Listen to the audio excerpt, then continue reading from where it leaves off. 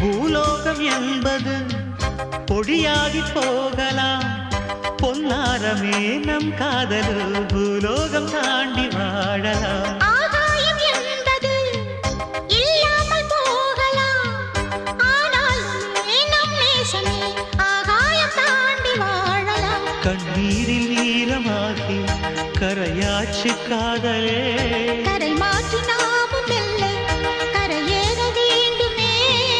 நாளை வரும் காலம் நம்மை கொண்டா